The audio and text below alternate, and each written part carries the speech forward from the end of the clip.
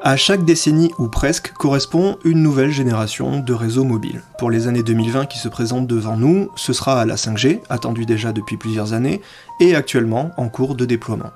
Pour les consommateurs publics des réseaux mobiles, c'est-à-dire nous avec nos smartphones, ce que l'on retient de la 5G, c'est avant tout plus de débit, et donc des utilisations plus rapides de l'internet mobile.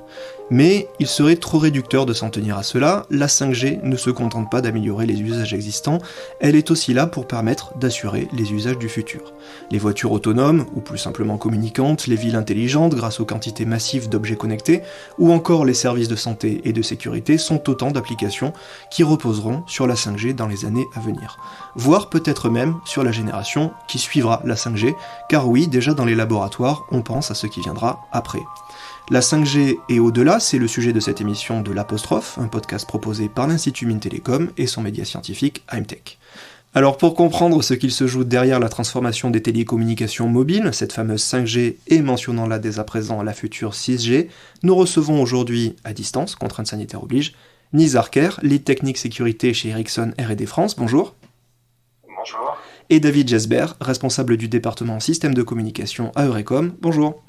Bonjour à tous. Alors commençons déjà par parler de la genèse de la 5G pour bien comprendre ce qu'elle est censée accomplir, ce qu'on attend d'elle. Alors pourquoi est-ce qu'il a fallu déjà monter en gamme par rapport à la 4G ? Quelles ont été les raisons et les motivations derrière la conception de la 5G ? David Jesber. Il faut repartir un petit peu sur l'historique des évolutions des systèmes mobiles. Donc si on se rappelle quelques années en arrière avec la 3G était le premier système à rendre possible les connexions data avec les réseaux mobiles, mais pas forcément avec des débits très élevés. Et avec la 4G, c'est la première fois qu'on a pu passer en débit élevé pour permettre des applications de type vidéo et musique pour tout à chacun sur les téléphones mobiles. Avec la 5G, ce qui se joue, c'est comme vous l'avez dit vous-même en introduction, c'est pouvoir rendre possible des usages qui ne sont pas possibles en 4G, et notamment le fait de connecter des pans entiers de l'industrie qui ont besoin pour leur processus de fabrication, de maintenance, de surveillance, qui ont besoin de connecter des éléments au réseau mobile de manière sûre, avec un débit suffisant, et donc à une échelle beaucoup plus large que ce qui était possible en 4G. Et donc c'est ça qui a rendu nécessaire l'évolution vers un nouveau système mobile qu'on a appelé 5G. Donc est-ce qu'on peut dire que la 5G, elle est pas vraiment designée pour le consommateur individuel public ? Elle est plutôt pour les entreprises ? C'est pas tout à fait vrai. Il y a une composante qui est orientée grand public dans la 5G, puisqu'on cherche aussi à pouvoir augmenter la capacité pour un utilisateur humain, je dirais, pas seulement pour des machines, pour avoir des débits qui soient nettement plus élevés qu'en 4G, puisqu'on parle de débits qui vont être un ordre de grandeur plus élevé, donc 10 fois plus élevé. Donc quand on va télécharger une vidéo YouTube ou je ne sais quoi, ça sera quand même beaucoup plus rapide en 5G en principe qu'en 4G. D'accord. Et alors qui définit justement ces besoins et ces performances que la future génération de réseaux mobiles, donc il y a quelques années, qui a défini en fait un peu ce cahier des charges de la 5G, Nizar Kher ? Comment est-ce que ça se fait ? Quel processus se met en place ?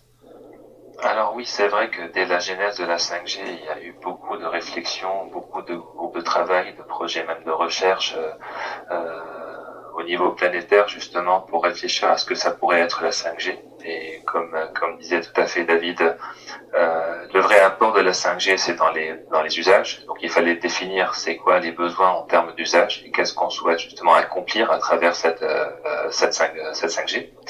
Après, il faut remettre tout ça aussi dans le cadre, puisque c'est vrai que la technologie, elle est en constante évolution. Et donc, du coup, à chaque fois qu'on va sortir une nouvelle génération de téléphonie mobile, on va déjà se projeter pour dire qu'est-ce qu'elle peut pas remplir et du coup, en fait, qu'est-ce qu'il faut rattraper dans la génération d'après.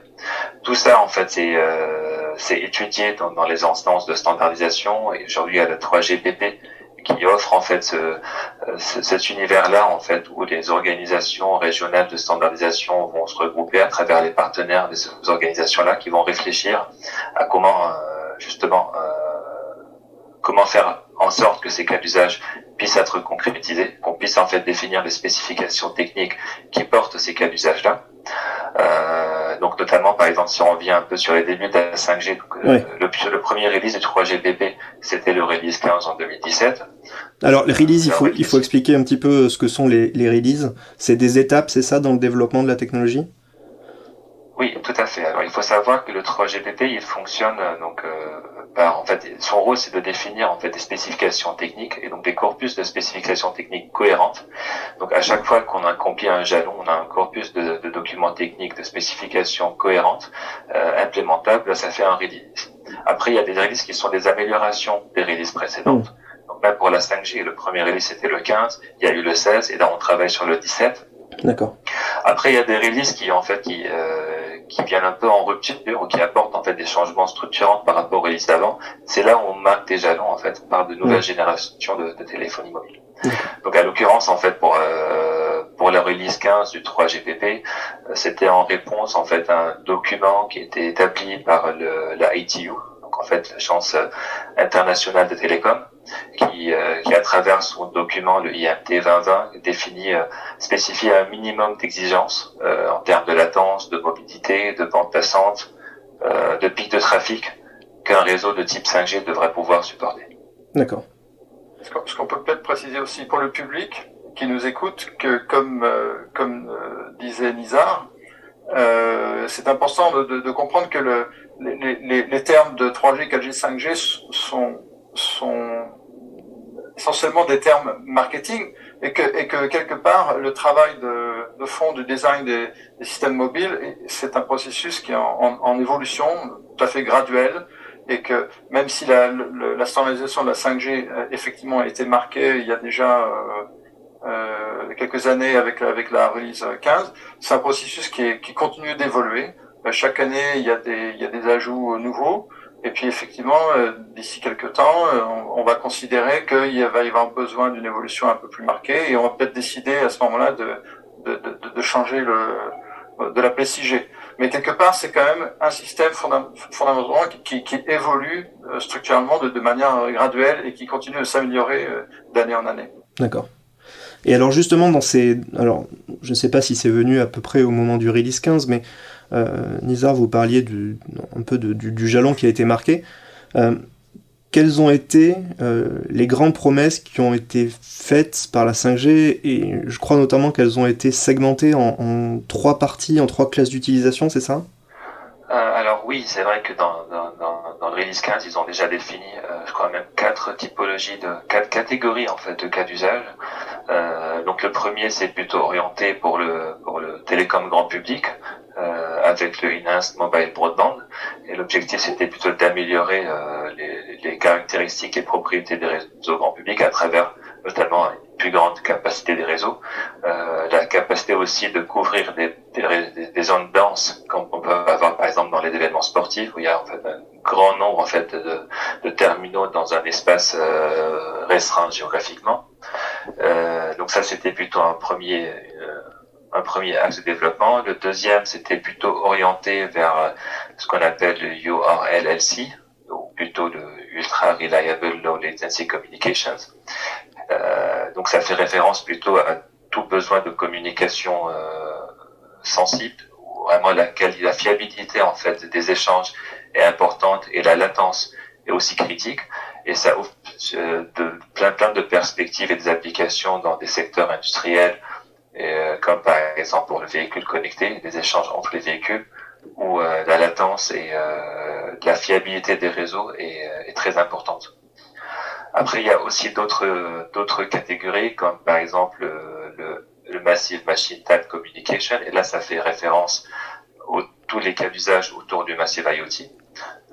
C'est vrai que on s'attend à ce que les réseaux 5G ils vont connecter plus de devices que de terminaux mobiles, et donc du coup en fait il y aura une croissance dans le nombre, considérable dans le nombre d'équipements qui vont être connectés et qui vont communiquer à travers cette technologie-là. Donc ça induit en fait des contraintes en termes de nombre d'équipements et la variété d'équipements qui vont être connectés. Et enfin, il y avait aussi, je crois, le Fixed Wireless Access, la possibilité de se connecter au réseau mobile à travers d'autres technologies, comme par exemple le Wi-Fi. Et ça donne aussi en fait des possibilités d'offrir la connectivité dans des régions rurales où il n'y a pas forcément un déploiement complet de la 5G radio. On peut utiliser en fait d'autres installations comme par exemple la fibre ou la connexion axiale. D'accord. Et alors justement, une fois qu'on a posé ces bases de ce qu'on veut, de ce qu'on veut atteindre avec les prochains standards de télécommunication, qu'est-ce qu'on met en place comme technologie, comme process pour y arriver? C'est-à-dire que est-ce que toutes les innovations qui ont été apportées, elles découlent de ces spécifications-là, ou est-ce que c'est plutôt un travail d'aller-retour qui fait que on a demandé ce niveau d'exigence parce qu'on savait déjà qu'on avait les technologies qui permettaient potentiellement de les atteindre? David? C'est un petit peu les deux à la fois. C'est-à-dire que avant de spécifier les attentes de la 5G, c'est vrai que dans les labos, les chercheurs bossaient sur des concepts pour permettre des améliorations, que ce soit au niveau réseau, au niveau des couches protocolaires et au niveau de l'accès physique au canal sans fil. Et quelque part, on s'attend à ce qu'on nous demande toujours plus de performance. Donc c'est un premier point. Un deuxième point, c'est lorsqu'on s'est fixé comme objectif pour la 5G de rendre possible des usages où la latence, comme disait Nizar, allait être un élément essentiel, donc un temps de réaction beaucoup plus rapide, par exemple pour les voitures autonomes ou le contrôle de robots dans l'industrie ou de l'usine du futur. Là, il y a des aspects de design qui sont très spécifiques. On sait qu'il faut aller retravailler comment typiquement la trame de transmission est fabriquée, changer la numérologie pour faire en sorte que la latence ne dépasse pas la fameuse valeur de 1 milliseconde qu'on s'est donné comme objectif en 5G. Donc ça va un petit peu dans les deux sens. À titre de comparaison, parce que vous mentionnez une milliseconde, cette valeur un peu symbolique, à combien de latence on était sur la génération précédente? L'ordre de grandeur, c'est le facteur 10. D'accord. C'est-à-dire qu'en 4G, l'objectif était plutôt dans la dizaine de millisecondes. Donc on gagne un facteur 10. Et là, on va en reparler, mais la version qui est disponible actuellement de la 5G ne permet pas encore ce temps de réaction aussi rapide. Donc pour les premiers déploiements, les opérateurs se sont focalisés en premier sur les aspects performance en termes de débit, pouvoir utiliser les nouvelles bandes spectrales, mais l'aspect d'un système très fiable et à très basse latence, c'est quelque chose qui va être déployé dans le futur. D'accord. Alors, est-ce qu'on peut citer quelques grandes technologies clés, on va dire, de la 5G et ce qu'elles permettent de réaliser? Alors, David, vous venez de commencer en parlant de nouvelles bandes spectrales. Il y a ces fameuses ondes millimétriques, c'est ça qui sont utilisées à présent dans la 5G? Oui, il y a plusieurs idées, ça va un petit peu dans tous les sens. Alors, au niveau des bandes spectrales, déjà l'idée principale quand on veut améliorer les débits dans un système de communication, c'est tout simplement d'étaler sa transmission sur une bande plus large. Donc, ce qui va se passer, c'est que, alors qu'en 4G, on a des bandes spectrales qui sont spécifiées à 20 MHz et qu'on peut agréger jusqu'à, je crois, 100 MHz, en 5G, on va pouvoir avoir des bandes spectrales qui sont de base de 100 MHz et qu'on va également pouvoir agréger, donc on va pouvoir atteindre plusieurs centaines de MHz qu'on va pouvoir dédier à une communication donnée. Donc ça, déjà, ça permet d'augmenter de manière assez radicale le débit de communication. Et en plus de ça, comme vous l'avez dit, on va essayer d'explorer des zones de fréquences qui n'ont pas été explorées jusqu'à présent, dans la 2G, 3G, 4G, et notamment les ondes millimétriques. Donc ce sont des ondes aux alentours de 30 GHz et au-delà. Et la raison pour laquelle on le fait, ce sont des bandes qui sont sous-exploitées, dans lesquelles il y a énormément de places disponibles, et pour lesquelles on peut justement arriver à dégager des bandes, des largeurs de bandes qui sont beaucoup plus importantes que celles dont on dispose pour les basses fréquences autour de 2 GHz, celles qui sont actuellement utilisées pour la 4G. D'accord. Nizar, je me tourne vers vous pour une autre innovation clé que peut-être vous pourriez nous expliquer, qui est la notion de network slicing. Alors, il faut nous expliquer un petit peu ce que c'est, parce que ça a l'air d'être quelque chose de relativement important dans le développement de la 5G. Oui, tout à fait. C'est vrai que David, il avait évoqué les améliorations côté voix radio.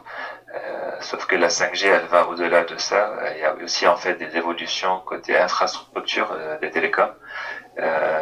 Vous avez bien mentionné le slicing. En fait, c'est possible grâce à la virtualisation des fonctions réseau. Le fait de pouvoir passer en fait d'un modèle d'équipement propriétaire sur des appliances physiques vers en fait des fonctions réseau virtualisées qu'on peut déployer sur des infrastructures mutualisées. Ça peut être même en fait dans un environnement cloud. Typiquement chez Ericsson, il y a la solution Cloud RAN qui permet d'avoir beaucoup plus de souplesse dans la création des réseaux et une capacité à supporter une plus grande variété de cas d'usage et qui mène en partie vers cette notion-là de slicing. Alors le slicing, c'est le fait de pouvoir créer des tranches de réseau qui soient adaptées à des cas d'usage bien spécifiques. Donc on n'est plus dans un modèle où il y a un réseau passe-partout. Donc en fait un réseau opérateur où tous les cas d'usage vont être acheminés à travers les mêmes équipements, qui vont avoir les mêmes contraintes de qualité de service et de performance. On est plutôt sur un modèle où on peut créer à la volée des tranches de réseau avec des métriques en fait de qualité de service, de performance, de débit, de proximité, et donc en fait qui vont aussi entre autres permettre de optimiser les caractéristiques du réseau en fonction de la qualité de service attendue, tout en mutualisant les capacités de calcul de stockage. Donc ça permet en quelque sorte d'avoir plus d'économies d'échelle, mais aussi en fait la capacité de couvrir beaucoup plus de cas d'usage. Et ça, c'est un élément important aussi de la 5G, tout à fait. Allez, encore une ou deux innovations pour qu'on réalise bien ce qui se joue derrière cette nouvelle génération. David Jasber, le Massive MIMO. Alors derrière ce nom, qu'est-ce qui se cache ? Déjà, on peut expliquer ce que MIMO veut dire. Oui, exactement. C'est un acronyme anglais qui veut dire Multiple Input, Multiple Output. C'est une technologie qui a été inventée à la fin des années 90, donc bien avant qu'advienne la 5G, même la 4G. Et l'idée, c'est de spatialiser la communication. Ça veut dire qu'en fait, on va, au lieu d'utiliser un appareil qui transmet son information sur une antenne, ce qui est le cas qu'on imagine en général, eh bien on va plutôt transmettre cette information, on va la répartir sur plusieurs antennes, sur 3, 4, 5, 6, une dizaine d'antennes, pour spatialiser la communication. L'avantage de spatialiser la communication, c'est que ça permet de la directionnaliser. Si je prenais une analogie avec le jardin, moi qui aime bien jardiner, quand on arrose son jardin avec un tuyau d'arrosage, on peut quelquefois avoir envie d'arroser sa pelouse et il faut donc ouvrir son robinet, mais par contre on peut pas aller arroser forcément très loin. Mais quelquefois on veut pouvoir aller arroser la plante qui se trouve à tel endroit du jardin, un peu plus loin du robinet. Et là on referme son robinet. Ça permet d'aller directionnaliser son jet d'eau pour aller atteindre la fleur, l'arbre qui est à 10 mètres. Mais par contre, quand on fait ça, on va pas aller arroser ce qui se trouve autour. On essaie de pointer exactement vers la bonne fleur. C'est exactement ce qui se passe avec le MIMO massif. On est capable de spatialiser, de directionnaliser la transmission électromagnétique pour aller, en fait, arroser d'ondes radiofréquences uniquement le récepteur qui en a besoin. Il y a beaucoup d'avantages dans cette technologie. Ça permet déjà d'être plus économe en termes de radiation et de puissance transmise, puisqu'en fait on a besoin de moins de puissance lorsqu'on n'arrose pas tout autour et qu'on privilégie une direction particulière où se trouve l'utilisateur qu'on veut servir. Et puis aussi on évite d'émettre des interférences dans tous les sens. Et donc on améliore aussi la qualité du réseau en faisant ça. Donc le MIMO massif, c'est l'idée. C'est l'idée du MIMO, et le terme massif signifie qu'au niveau des stations de base que produisent les entreprises comme Ericsson par exemple, on va disposer de stations de base qui ont un plus grand nombre d'éléments d'antenne, qui sont beaucoup plus petits chacun, et qu'on va recombiner pour essayer de focaliser la transmission dans des directions souhaitées. Et alors, tant qu'on est dans la question de directionnaliser justement le signal, une petite dernière, le beamforming, là encore un anglicisme, de quoi est-ce qu'il s'agit, David ? Le beamforming, c'est exactement ce dont je venais de parler, en fait, c'est la même chose. C'est une conséquence ? Beamforming en français, c'est former une voie. formation de voix. Donc on forme une voix privilégiée pour que l'onde radio ne vienne en fait que dans une direction où se trouve l'utilisateur qu'on souhaite servir. Et on ne va pas arroser toute la cellule et tous les autres qui se trouvent ailleurs. D'accord, donc c'est plutôt une conséquence du Massive MIMO justement, de ce que vous venez de dire. Exactement. Okay. Donc avec le Massive MIMO, on fait du beamforming. D'accord. On fait de la formation de voix. Toutes ces nouvelles technologies, Nizar, comment est-ce qu'elles impactent la sécurité des réseaux tels qu'on la connaissait avant? Qu'est-ce qu'elles demandent de retravailler justement sur les aspects de sécurité? Alors, c'est vrai qu'avec la 5G, la sécurité, en fait, c'est un enjeu essentiel et elle prend d'autant plus d'importance pour plusieurs raisons. Enfin, d'abord, pour la multitude de cas d'usage que ces technologies vont apporter, donc qui va naturellement toucher à un plus grand nombre de secteurs. Il y a aussi la convergence accrue entre le monde digital et le monde des télécoms. Là, typiquement, on parlait tout à l'heure de la cloudification, de la virtualisation. On va converger en quelque sorte des infrastructures IT avec les infrastructures de télécom. Et ça se manifeste d'autant plus avec des déploiements de réseaux de type 5G privé ou hybride aussi, avec une plus grande dépendance avec les réseaux entreprises par exemple, et aussi qui n'est pas des moindres de par le contexte géopolitique. Et ça, on l'a bien vu dès les débuts du déploiement de la 5G. Ça a fait couler beaucoup d'encre en fait et beaucoup de bras de fer entre plusieurs acteurs. Mais c'est pas juste en fait dans les médias. Il y a eu même vraiment des exemples d'attaques type qu'on a vu par exemple dans le cas de l'attaque contre les infrastructures télécom ukrainiennes. C'est pour montrer que c'est pas juste en fait c'est pas hypothétique, il y a vraiment de vrais cas derrière. Et donc pour aider un peu à comprendre un peu cette vue d'ensemble, il faut déjà voir plusieurs aspects. Avec la 5G, il y a une plus grande valeur, naturellement, mais il y a aussi une plus faible tolérance au risque. Rien que par exemple que nos sociétés, elles sont de plus en plus dépendantes de ces systèmes télécoms. C'est vrai qu'aujourd'hui, avec le contexte crise Covid, on attribue ça, au Covid, le fait qu'aujourd'hui, ça devient essentiel pour notre vie, mais le Covid n'a fait que accélérer ce phénomène. C'était une tendance de fond qui était existante bien avant. Aujourd'hui, en fait, dans plein d'aspects de notre vie quotidienne, on utilise en fait ces infrastructures de télécommunications, et c'est pas pour rien que ça a été identifié parmi les secteurs d'activité d'importance vitale, par exemple selon le Code de la défense. Donc, justement, tout ça pour dire qu'il y a une grande valeur derrière ces réseaux-là. Il y a plus faible tolérance au risque, donc du coup, il y a plus d'enjeux derrière à sécuriser ces infrastructures-là. Et, avec les différents cas d'usage apportés par la 5G, il y a une plus forte dépendance entre les systèmes digitaux et les systèmes physiques, ce qu'on appelle communément par le Cyber Physical System. Donc notamment par exemple avec le véhicule connecté, l'industrie 4.0, l'énergie. Là, en l'occurrence, par exemple, Ericsson, ils sont ralliés avec Thales pour vendre un réseau pour interconnecter, des centrales nucléaires pour EDF. Donc là, on voit qu'il y a vraiment des applications d'importance, on va dire, critique. Et donc où la sécurité, c'est d'autant plus un enjeu sensible. Il y a aussi les problématiques de la chaîne de provisioning, la supply chain. Quand on parle de multitude de technologies, il est de moins en moins probable d'avoir un ou quelques acteurs qui maîtrisent toute la chaîne de valeur. Donc il est normal qu'il va y avoir justement l'incorporation de plusieurs éléments, de plusieurs technologies pour offrir un système global.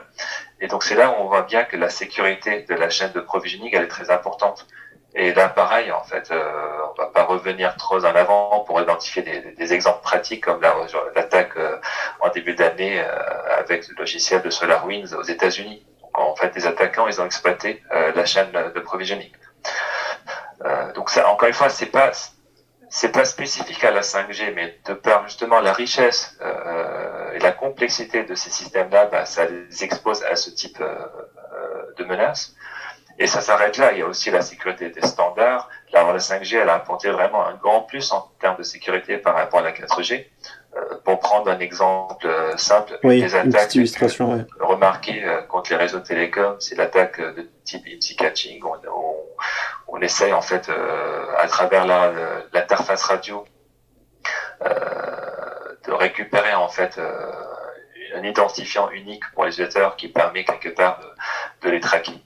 Donc la 5G par exemple, elle a apporté une solution pour ce type d'attaque.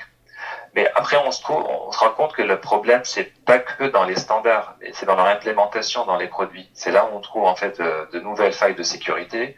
Et là, on voit tous les efforts au niveau européen, même à l'échelle mondiale, vers de nouveaux schémas de certification. Donc là, typiquement, par exemple, le schéma NESAS, qui est défini conjointement entre 3GPP et la GSMA. La GSMA qui est justement, c'est de définir un set d'exigences de sécurité et un cadre d'évaluation de la sécurité pour la les GSM... produits. Ouais, la GSMA qui est quoi? C'est quel type d'organisation? C'est l'alliance en fait des opérateurs télécoms en quelque sorte. D'accord. Donc voilà, juste pour conclure après, dernier aspect, puisque tout ce que je disais, c'est plutôt ça rejoint un peu la sécurité en phase de design, développement de produits, mais ça continue même en fait durant tout le cycle de vie de ces systèmes-là. Et là, on parle de gestion des vulnérabilités. Encore une fois, pour recouper avec la question initiale, la multitude de technologies, naturellement, elle va exposer le système à de nouvelles surfaces d'attaque et à un plus grand nombre de vulnérabilités. Donc la veille, la threat intelligence, le fait de pouvoir anticiper l'apparition de ces vulnérabilités-là et les corriger de manière à protéger les systèmes. Bon, tout ça, c'est des enjeux un peu sécurité qu'il faut couvrir dans ce contexte-là. Et comment est-ce que justement vous anticipez ces menaces? Il y a plusieurs volets. D'abord, en fait, il y a tout l'effort qu'on fait en interne à travers les tests de sécurité, l'analyse de vulnérabilité de nos produits, le respect des process de sécurité, les modèles de certification.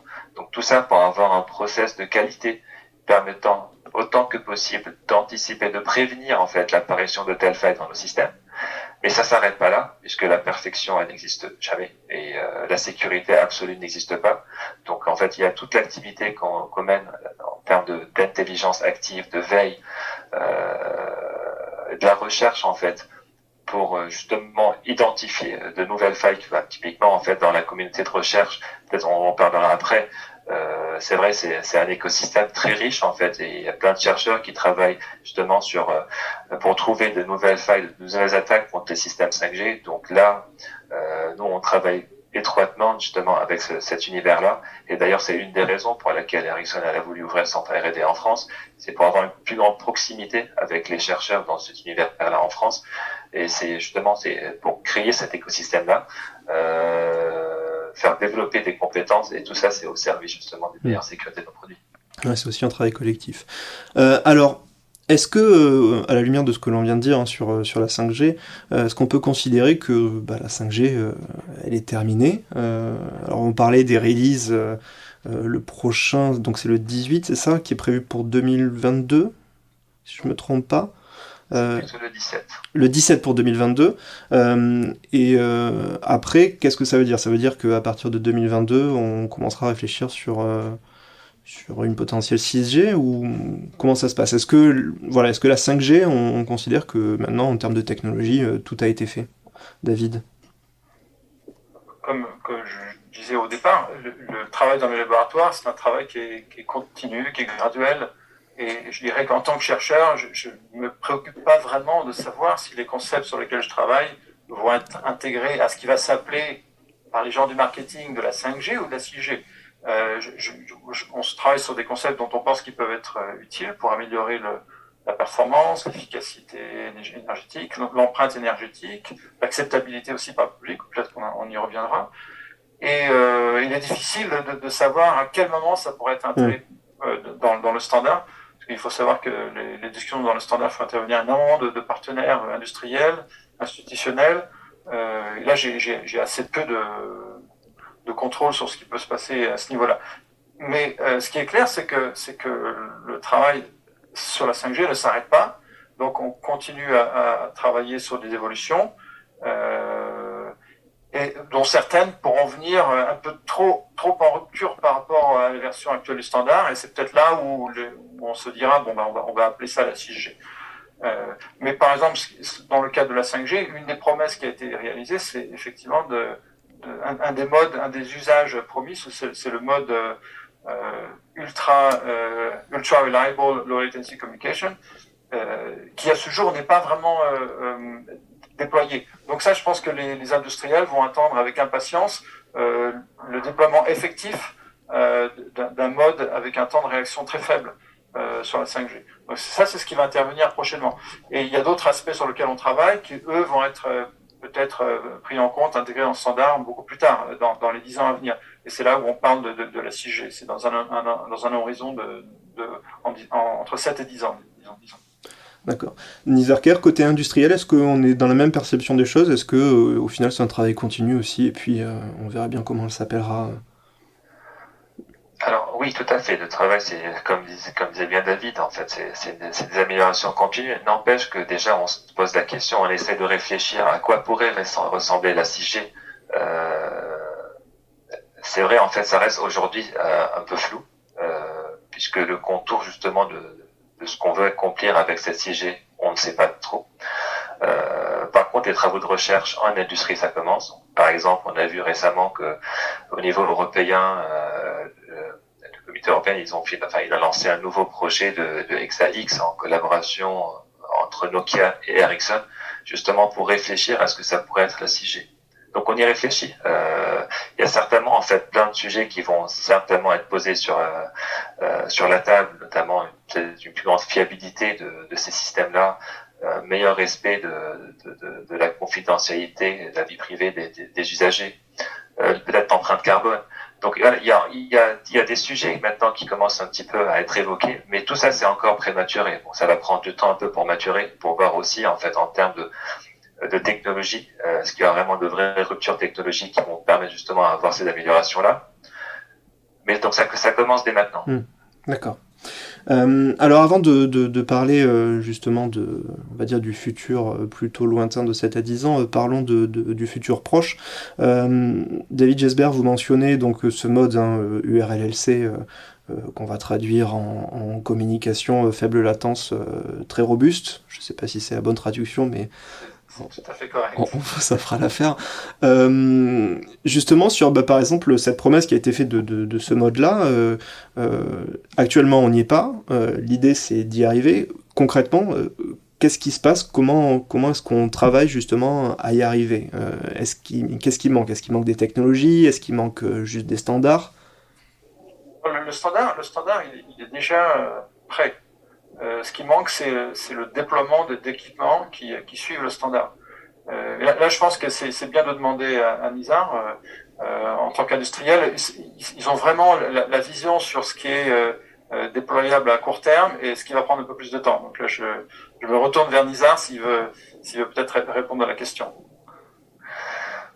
Alors, sans forcément se projeter trop en avant, c'est vrai que les premiers déploiements de la 5G, en tout cas ce qu'on voit en France, c'est plutôt ce qu'on appelle un peu le 5G non-standalone. Donc, savoir en fait faire cohabiter des antennes 5G avec des antennes 4G. Et ça, l'avantage c'est principalement de profiter d'un plus grand débit pour les données usagées à travers ces systèmes-là. Donc, mais ça c'est le début. Donc, c'est vrai que là, on n'exploite pas encore tout le potentiel de la 5G, puisque dans ce mode-là, on utilise toujours en fait les équipements cœur de réseau 4G, et on diversifie l'accès à travers des antennes 5G à côté de l'antenne 4G. À terme, en fait, l'objectif, c'est graduellement remplacer les antennes 4G par de la 5G et aussi remplacer côté réseau cœur, passer à un full 5G cœur. Donc là, on commencera à avoir exploiter mieux les potentiels de la 5G justement pour couvrir en fait de nouveaux cas d'usage, notamment on parlait du slicing et autres. D'accord. Alors au programme donc du release 17, quand on y jette un coup d'œil, on voit aussi un acronyme, David, peut-être que vous pourriez nous l'expliquer, qui est V2X ou V2X, qui est une des applications a priori sur laquelle la 5G devrait se pencher. Est-ce que vous pouvez nous expliquer un petit peu de quoi il s'agit?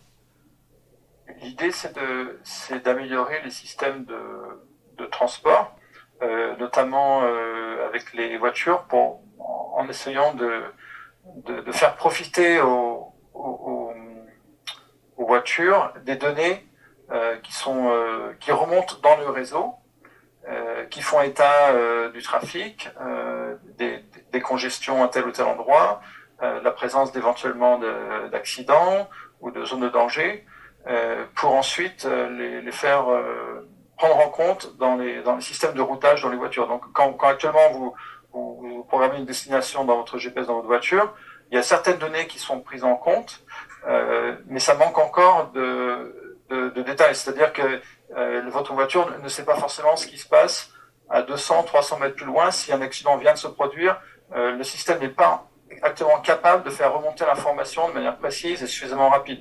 Donc, l'idée avec le V2X et dans le contexte de la 5G, c'est de faire une remontée très rapide des informations et de les diffuser largement pour ensuite aider à la fluidification du trafic et aussi améliorer les aspects de sécurité.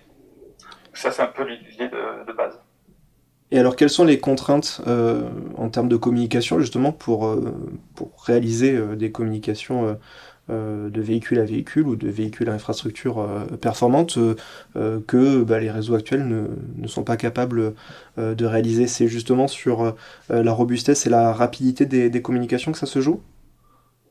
Là, je lui donne la parole à Nizar, parce que c'est vraiment lui l'expert du domaine. Donc, d'accord. je pense qu'il faudrait poser la question à Nizar. Nizar, allez-y. Alors, je ne sais pas si on parle du domaine sécurité ou du domaine automobile. En tout cas, peut-être pour remettre tout ça dans le contexte, tout dépend aussi en fait des applications derrière le V2X. Le V2X, il y a plusieurs phases. Il y a la phase 1 en fait, donc c'est le V2X informatif, où l'objectif c'est juste d'informer le conducteur d'aléas de la route. Donc, par exemple, on peut l'informer que dans 100 mètres, il y a le feu vert, mais il va passer au rouge avant que vous arrivez au feu. Donc, pas la peine d'accélérer, plutôt ralentissez. Ça peut être aussi, par exemple, qu'il y a un véhicule derrière le camion en face. Donc, peut-être, c'est ce genre d'information et d'aide à la décision, mais finalement le conducteur c'est toujours maître de son véhicule et c'est lui qui décide, puisque c'est lui qui a la meilleure connaissance en fait de l'environnement où le véhicule circule. Après il y a la phase 2 du V2X, ou plutôt c'est le V2X proactif, et derrière en fait il peut y avoir en fait des commandes, par exemple freinage automatique, puisque pour éviter un accident. Et là, les enjeux deviennent beaucoup plus importants, puisque du coup, en fait, dans un V2X proactif, on peut tout à fait imaginer qu'il peut y avoir un attaquant qui prend le contrôle sur le système et qui peut provoquer un accident. Le conducteur n'est plus en position de contrôle. Donc voilà, il faut peut-être un peu remettre ça par rapport au cas d'usage du V2X. Après même, en fait, en termes de V2X, il y a deux modes de V2X. Il y a ce qu'on appelle le V2I, en fait, le véhicule to infrastructure, où là, l'idée, c'est que le véhicule, il échange d'informations avec les équipements de la route.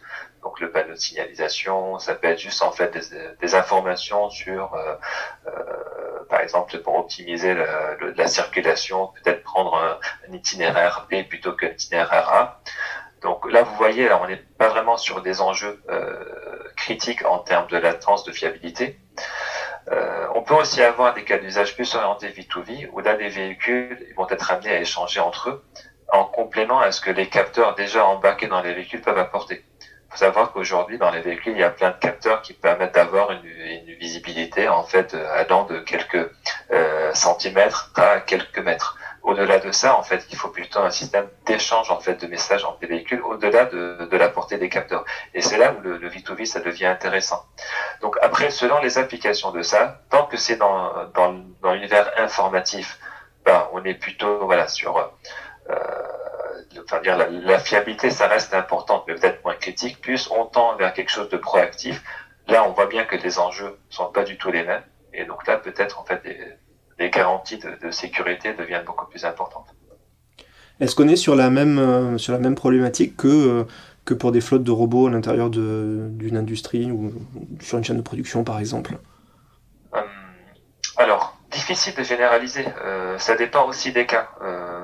Dans certains aspects, si je prends par exemple le cas de robots qui sont sur une chaîne de montage de véhicules, sachant que c'est des chaînes en fait qui fonctionnent à une cadence très élevée, et donc en fait avec une synchronisation des fois millimétrique entre les robots, le moindre incident, ça peut causer le blocage ou le retard ou même le blocage de la chaîne. Et là, du coup, en fait, avec des pertes assez considérables. Donc, dans ce genre peut-être de phénomène, oui. Après, si on est plutôt dans un cas d'usage, par exemple, sur une infrastructure portuaire, où il peut y avoir, par exemple, des placements de cargo, Donc plus on approche vraiment vers des cas d'usage où il peut y avoir des enjeux safety, là on retrouve éventuellement les mêmes problématiques qu'il peut y avoir dans le V2X. Peut-être un peu moins sur la volumétrie, au sens en fait le nombre d'équipements connectés, et encore ça dépend aussi des cas. Mais en termes de fiabilité, là on retrouve peut-être effectivement des enjeux similaires. Alors tant qu'on est dans la question des véhicules et des robots, il y a aussi un enjeu de déploiement des technologies 5G assistées par des drones. David Jesberg, est-ce que vous pouvez nous en dire un mot? Oui, c'est un domaine qui est en pleine expansion actuellement. Juste pour donner l'exemple, à Eurecom, on a démarré un laboratoire drone for wireless, donc tout ce qui est drone pour les systèmes sans fil, dans lequel on mène des activités, y compris expérimentales. Et l'idée, c'est de voir comment ces robots volants peuvent être... il y a deux facettes. Une facette, c'est comment est-ce que les robots volants peuvent être utiles pour le réseau mobile, pour la 5G. Et une autre facette, c'est comment est-ce que la 5G peut être utile pour contrôler à distance, voire à très longue distance, ces robots volants. Donc on regarde un petit peu les deux sujets. Il y a pas mal de problématiques qui ressortent. Sur le deuxième scénario, le problème du contrôle à très haute distance, actuellement, si on regarde les aspects de législation, il est interdit de faire voler un drone à une distance pour laquelle on ne le voit plus physiquement, pour des questions de sécurité. L'objectif avec la 5G, c'est de pouvoir avoir un système qui offre suffisamment de sécurité et de latence faible pour pouvoir faire ce contrôle en toute sécurité sur des distances qui peuvent aller de plusieurs dizaines de kilomètres, des centaines de kilomètres, voire des milliers de kilomètres, donc au travers de nombreuses cellules. Et ça, c'est quelque chose qui n'est pas encore rendu possible pour tout un tas de raisons, mais une raison principale, c'est que le réseau terrestre n'est pas calibré pour offrir une couverture de qualité dans les airs. Donc ces robots volants qui volent à des altitudes de dizaines de mètres jusqu'à avoir quelques centaines de mètres dans le ciel, ils sont pas dans une zone de couverture idéale pour des stations de base qui sont focalisées en général plutôt vers le sol. Cela dit, on récupère quand même de la couverture lorsqu'on est dans le ciel.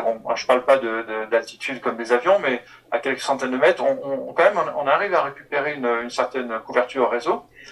Mais il y a quand même un deuxième problème, c'est que lorsqu'on est dans le ciel, on récupère typiquement tout un tas d'interférences. Parce que une des particularités du champ radio, c'est qu'il se propage très bien lorsqu'il n'est pas interrompu par des obstacles physiques comme des voitures ou des immeubles. Donc dès qu'on est dans l'air, effectivement, pour un drone, il a tendance à recevoir avec beaucoup de puissance, beaucoup de clarté, énormément de signaux, donc qui viennent du coup de la station de base par laquelle on essaie de le contrôler, mais pas seulement, qui viennent aussi d'autres stations de base environnantes qui du coup agissent plutôt comme des sources d'interférence. Et c'est là où il y a un problème de qualité de contrôle de ces robots. Ça, c'était le deuxième scénario. Le premier scénario qui est aussi assez intéressant, c'est celui qui tourne autour de la question comment est-ce qu'on peut rendre utile des robots volants pour améliorer la performance du réseau 5G. Et c'est un point qu'on regarde aussi à Eurecom, qui consiste à finalement à envisager ces drones comme des stations de base volantes, tout simplement, qu'on peut déplacer à loisir, en fait, qui se déplacent elles-mêmes avec des algorithmes d'apprentissage automatique. Sur la base de mesures radio, ces stations de base volantes sont capables de se repositionner exactement à l'endroit et au moment où il faut pour fournir une couverture radio à des utilisateurs au sol qui viendraient en manquer. On pourrait imaginer des manifestations sportives avec un grand nombre de personnes qui se mettent à faire de la vidéo en même temps. On peut penser à des gens qui sont un peu en bordure de couverture, donc ils ne disposent pas, ils sont trop loin de la station de base terrestre la plus proche. On pourrait penser que dans ce cas-là, des stations de base volantes peuvent venir compléter la couverture. Et puis il y a des situations plus en termes de missions critiques dans des scénarios un peu de catastrophe. Donc après un tremblement de terre, après une inondation, où l'infrastructure 5G est détruite ou partiellement détruite, ces robots volants viendraient finalement remplacer l'infrastructure terrestre de manière spontanée et très rapide surtout et ultra flexible de manière temporaire, mais extrêmement utile pour les gens qui sont au sol, que ce soit les habitants ou les pompiers, les forces de police, etc. Avec tous ces nouveaux modes d'utilisation, se pose la question de est-ce que l'architecture réseau peut suivre au final l'augmentation de ses usages. Un mot peut-être sur Nizar, une des applications ou une des conséquences qui seront entraînées par le déploiement de la 5G, qui est peut-être le edge computing et le fait de traiter les données de manière locale. Est-ce que vous pouvez nous expliquer un petit peu de quoi il s'agit ? Oui, tout à fait. Alors, déjà pour comprendre ce que c'est le edge computing en termes de concept, ça revient un peu à sortir d'un modèle centralisé où toutes les machines, toute la puissance de calcul, elle est centralisée au niveau d'opérateurs, vers un modèle plus distribué. On va avoir la possibilité d'héberger des fonctions de réseau, des fonctions de calcul au plus proche en fait de l'utilisateur qui consomme ces ressources-là. Ça permet déjà de désengorger un petit peu le réseau, plus la peine de tout recentraliser chez l'opérateur. Mais deuxièmement aussi, ça permet de gagner beaucoup plus en termes de qualité de service, puisque ça va naturellement entraîner moins de latence. Les données sont collectées, traitées au plus proche du utilisateur. Donc du coup, en fait, il y a double bénéfice. D'un côté, plus de souplesse en fait dans la gestion du réseau, et de côté, en fait, une meilleure qualité de service. Alors, le edge computing, en fait, ça peut être implémenté à plusieurs niveaux, notamment par exemple au niveau de la voie radio, avec notamment le concept chez Ericsson du Cloud RAN, avec la possibilité un petit peu de créer des splits au niveau de l'interface radio qui permet justement de placer des fonctions au niveau du edge. Et ça, c'était rendu possible avec tout l'apport de la virtualisation et des architectures cloud natives, puisque tout l'enjeu derrière, c'est ne pas te déplacer pour placer des serveurs physiques en fait, mais plutôt aller sur déploiement des fonctions logiques, des fonctions en fait logicielles, qui vont être tant que possible déployées sur ce qu'on appelle du commodity hardware. Et donc en fait là, par exemple, l'usage de cloud distribué, ça peut être justement un bon levier en la matière. Commodity hardware, juste en un mot, de quoi il s'agit ? Donc c'est du hardware standard en quelque sorte. D'accord. Le edge computing, c'est quelque chose qui voit le jour actuellement ou c'est plutôt un futur moyen, voire un petit peu éloigné ? Tout est notion de référentiel, mais pour moi déjà, il y a déjà pas mal de prototypes à base de ça. Et, je pense en fait en termes de technologie, c'est quelque chose qui est relativement mature maintenant. D'accord. Après, peut-être on le retrouve plus dans des cas de déploiement de type par exemple réseau privé ou hybride, peut-être un peu moins dans le cas des réseaux opérateurs.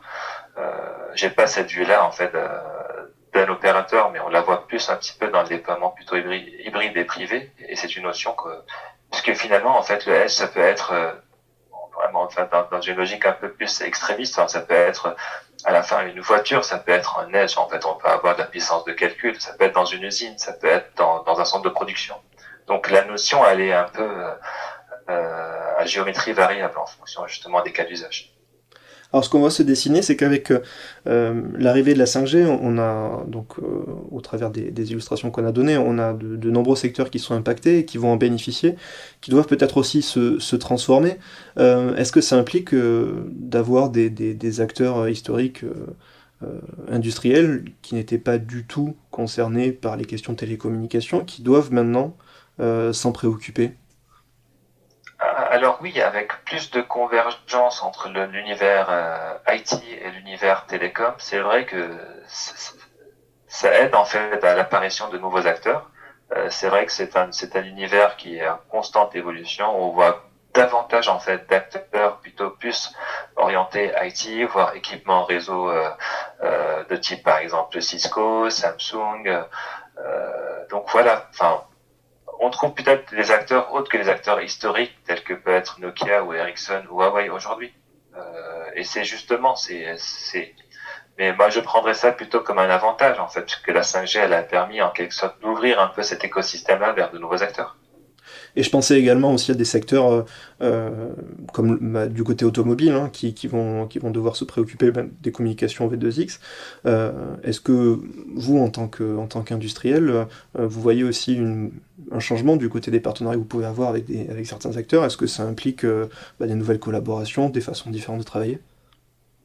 Alors oui, et ça, c'est tout à fait le cas. Comme en fait la 5G, elle cible des cas d'usage verticaux, donc on passe plutôt d'un modèle où on vend de l'équipement à un opérateur qui déploie une infrastructure grand public pour tout le monde, vers des déploiements plus sur mesure pour répondre à des cas d'usage spécifiques. Donc ça va naturellement créer de nouvelles relations. Donc là, j'évoquais tout à l'heure l'exemple de l'annonce qui a été faite par Ericsson cette semaine, qui sera lié avec Thales pour installer un réseau de communication privé pour interconnecter des centres nucléaires pour EDF. Donc là, c'est un exemple type. On va toucher sur de nouveaux marchés.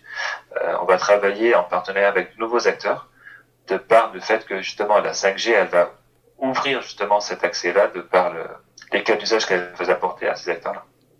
David Jasper, un peu la même question, dans la même dynamique. Côté académique, est-ce que vous voyez aussi un intérêt pour vos travaux d'acteurs avec lesquels vous ne travailliez pas forcément auparavant? Oui, tout à fait. Déjà, pour rebondir sur ce que disait Nizar, dans la collaboration typiquement avec un équipementier assez spécialisé comme Thales, on regarde dans le projet Beyond 5G, dans lequel sont partie prenante donc du coup Recom, Ericsson, mais aussi IMT et Thales. On voit ce genre de collaborations qui sont assez spécifiques à ces scénarios de déploiement de la 5G.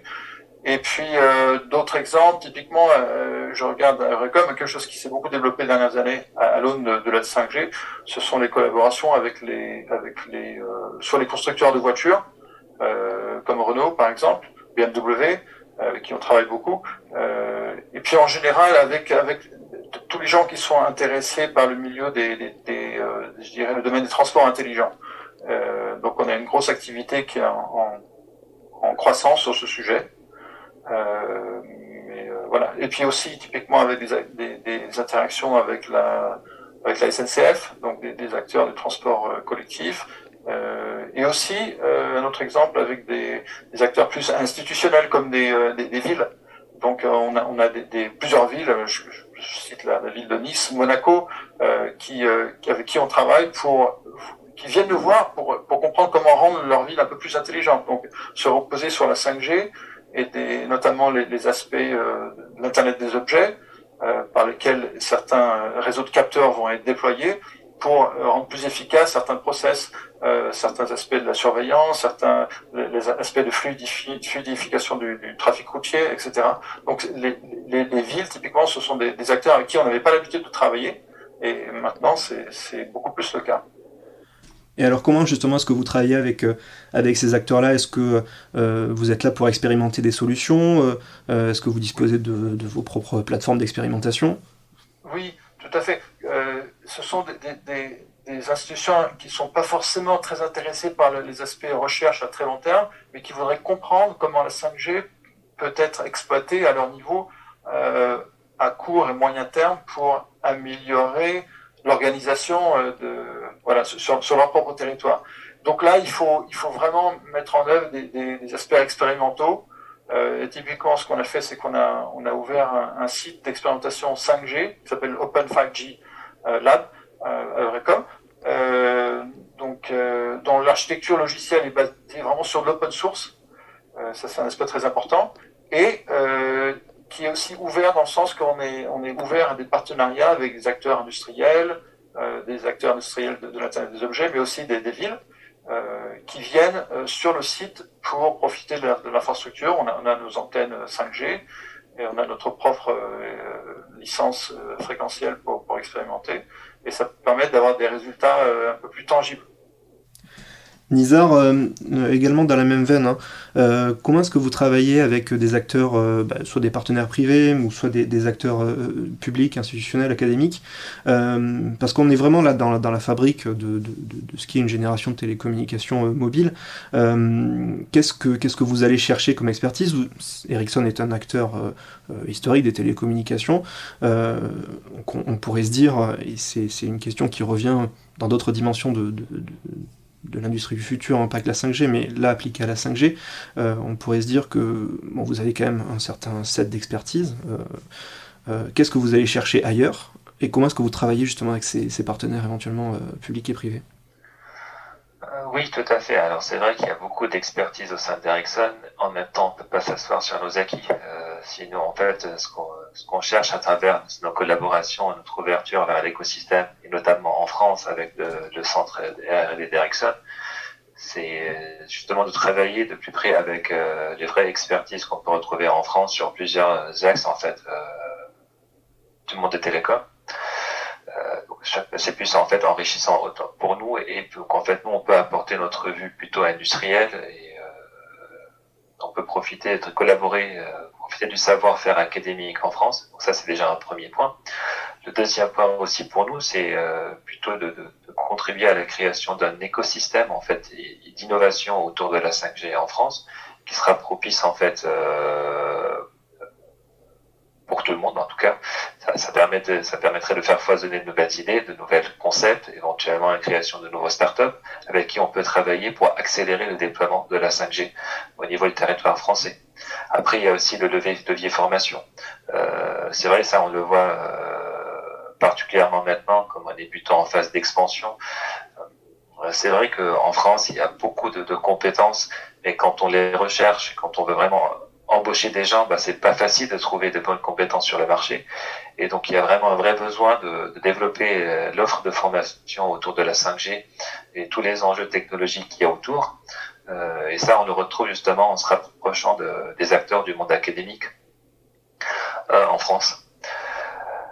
Donc voilà, c'est plutôt vraiment pour favoriser un peu l'innovation, accélérer le déploiement et créer un écosystème et un set de formation pour faire monter en compétences et former des ingénieurs de demain.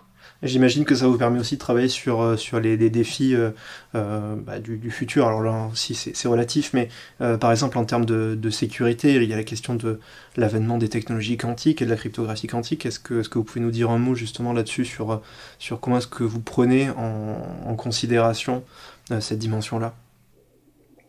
Oui, tout à fait. Ça, c'est un exemple type, par exemple, où il y a un matching de calendrier en quelque sorte, puisqu'il y a des déploiements de la 5G aujourd'hui, et il y a aussi le monde de la recherche, il s'active justement pour développer des variantes cryptographiques à résilience post-quantique.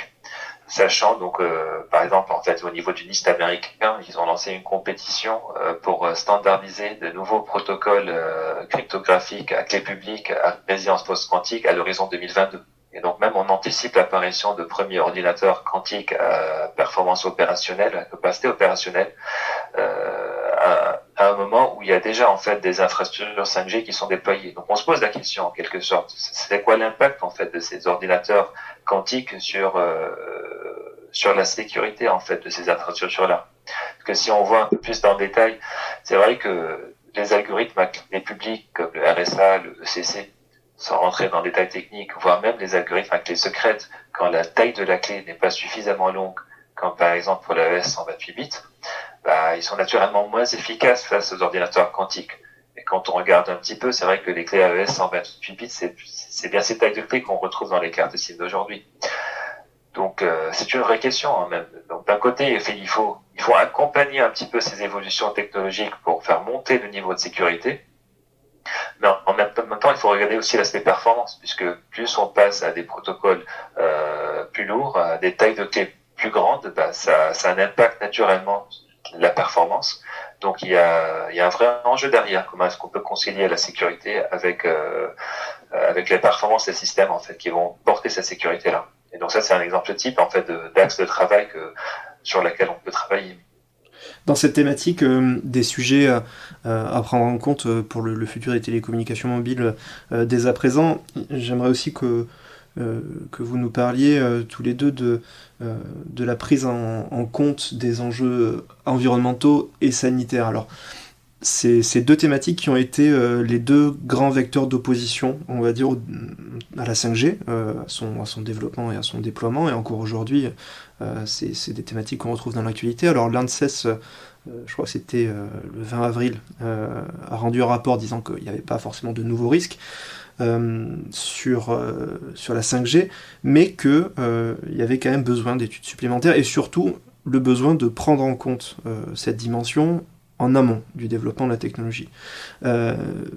Et on est dans une situation similaire pour la prise en compte des impacts environnementaux de la technologie, beaucoup de critiques sur le fait que ça n'ait pas été pris en compte dès le début. Quand on réfléchit, côté industriel, mais aussi côté chercheur, aux technologies, aux futures technologies, aux futurs standards éventuellement des télécommunications, ce qui arrivera dans quelques années, est-ce que c'est quelque chose qu'on a en tête? Et si oui, comment est-ce qu'on le prend en compte, David Jasber? Ce sont d'excellents points. Si on regarde le programme 6G qui a démarré à Recom déjà il y a 2 ans, l'une des questions phares qui est regardée par les équipes ici, c'est l'impact énergétique des systèmes mobiles.